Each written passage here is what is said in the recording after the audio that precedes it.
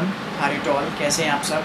मैं अमान और एक बार फिर आप सभी लोगों के साथ मौजूद हूँ बहुत ही इंपॉर्टेंट लेक्चर के साथ। जो हम डिस्कस करेंगे आज वो है मुस्लिम मैरिज में तलाक़ के बारे में। आज हम डिस्कस करेंगे। इससे प्रीवियस वीडियो में मैंने आपको फॉर्म्स ऑफ तलाक़ के बारे में बताया था। हस्बैंड के बारे में अभी हम डिस्कस कर रहे हैं। तो हस्बैंड के बेसिकली मैंने आपको बताया था तलाक़ की सुन्नत, प्रीवियस वीडियो में मैंने बता चुका हूँ। अगर आप उसे देखना चाहते हैं तो डिस्क्रिप्शन बॉक्स में जाकर ज़रूर देखें।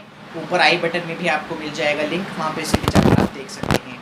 सो वीडियो को स्टार्ट करने से पहले बता दूं, अगर ऑनलाइन क्लासेस BLLB की या लॉ के स्टूडेंट अगर ऑनलाइन क्लासेस को ज्वाइन करना चाहते हैं तो हमारे मेंबरशिप प्लान को ज्वाइन कर सकते हैं आज से ही और अपनी क्लासेस को कंटिन्यू कर सकते हैं। नोट्स बेसिकली BLLB के या लॉ के अगर वो लेना चाहते हैं तो वो भी आपके लिए अवेलेबल हैं, जो कि लॉ स्टूडेंट्स हैं या LLB के स्टूडेंट्स हैं, उनके लिए ईजिली अवेलेबल हो जाएंगे। आप व्हाट्सएप कर सकते हैं। व्हाट्सएप नंबर भी आपको स्क्रीन पर शो हो रहा होगा। सो डिस्कस करते हैं। देखिए, इससे प्रीवियस वीडियो में मैंने आपको तलाक़ सुन्नत बताया था, आज तलाक़ बिद्दत बताने जा रहा हूँ। तलाक़ बिद्दत एक ऐसी फॉर्म है जो कि 2017 से पहले एग्जिस्ट करती थी, यानी वो वैलिड मानी जाती थी, लेकिन 2017 के बाद वो अनकॉन्स्टिट्यूशनल मानी जाएगी। यानी वो अनकॉन्स्टिट्यूशन डिक्लेयर्ड कर दिया गया by the court, by the supreme court. ये डिक्लेयर्ड कर दिया गया कि तलाक़ बिद्दत एक unconstitutional form of a marriage है। Basically unconstitutional form of a marriage means तलाक़ आप तलाक़ बिद्दत के थ्रू नहीं दे सकते।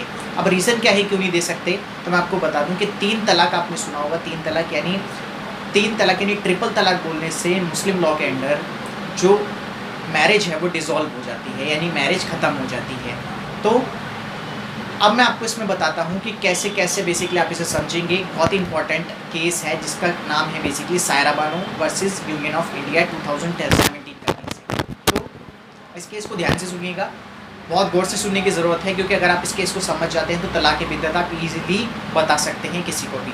तो तलाक़ बिद्दत का बेसिकली जो केस है Saira Bano versus union of India, इसमें सायरा बानो की जो शादी थी वो हुई थी 2002 में मोहम्मद अहमद ख़ान से। यानी मोहम्मद अहमद ख़ान से सायरा बानो की शादी 2002 में हुई थी। और उसके बाद क्या हुआ, कुछ ऐसे मैरिटल डिस्प्यूट अराइज हो गए उनकी लाइफ में, जिसमें 2015 में सायरा बानो को घर छोड़कर अपने पेरेंट्स के यहाँ रहने पड़ा। यानी वो अपना घर छोड़कर उन्हीं डिस्प्यूट्स की वजह से अपने पेरेंट्स के चली गई और वहाँ रह रही थी। और ऐसी कंडीशन में क्या होता है कि मोहम्मद अहमद ख़ान का एक लेटर आता है जिसमें ट्रिपल तलाक़ यानी तलाक़ तलाक़ तलाक़ 3 वर्ड लिखे होते हैं बेसिकली इसमें। तो वो क्या करते हैं, एक लेटर के थ्रू पोस्ट करवाते हैं और उस लेटर को देखकर सायरा बानो के मन में कुछ ऐसी बातें आती हैं। तो वो बेसिकली मौलवी के पास जाती हैं और मौलवी के पास जाने के बाद ये मौलवी बताते हैं उन्हें कि एक तलाक़ बिद्दत फॉर्म है, यानी ये एक डाइवोर्स की फॉर्म है, यानी ये आपके लिए तलाक़ का बेसिकली एक तरीके से लेटर है। तो इसे आगे जब ये केस जाता है तो सुप्रीम कोर्ट केस जाता है। सुप्रीम कोर्ट में अब क्या होता है, सुप्रीम कोर्ट में सायरा बानो 3 बेसिकली अपने जो उनके आर्ग्यूमेंट्स हैं, 3 फैक्ट्स को लेकर बेसिकली वो जाती हैं इस केस के। कि फर्स्ट क्या कि ये चीज़ अनकॉन्स्टिट्यूशनल है, सबसे पहले ट्रिपल तलाक़, दूसरा जो था बेसिकली वो था पॉलीगैमी, और जो तीसरा था वो था निकाह हलाला। यानी ट्रिपल तलाक़ आप समझ के होंगे, मैंने आपको बताया। दूसरा क्या था, पॉलीगैमी यानी बहुविवाह, यानी कई सारी औरतों से शादी करना। तीसरी चीज़ क्या थी, निकाह हलाला। निकाह हलाला को मैं बेसिकली आपको सिंपल वर्ड्स में समझाता हूँ। निकाह हलाला मीन्स होता है, यानी जब एक मुस्लिम वुमन एक अपने जो हस्बैंड है अगर उनसे डाइवोर्स ले लेती हैं और अगर वो फिर अपनी मैरिटल लाइफ को कंटिन्यू करना चाहती हैं उनके साथ, तो उन्हें क्या करना पड़ेगा, पहले किसी अदर पर्सन से शादी करनी पड़ेगी। उस शादी को कंटिन्यू करने के बाद उन्हें डाइवोर्स लेकर देन वो अपने जो जैसे फर्स्ट हस्बैंड हैं, उनके एक्स हस्बैंड है, उनसे शादी कर सकती हैं। तो इसे भी अनकॉन्स्टिट्यूशनल कहलवाने के लिए उन्होंने बेसिकली फैक्ट्स में इसे ऐड करा। और आगे चल के सुप्रीम कोर्ट में बेसिकली क्या इसके ऊपर जजमेंट आया लास्ट एट द एंड।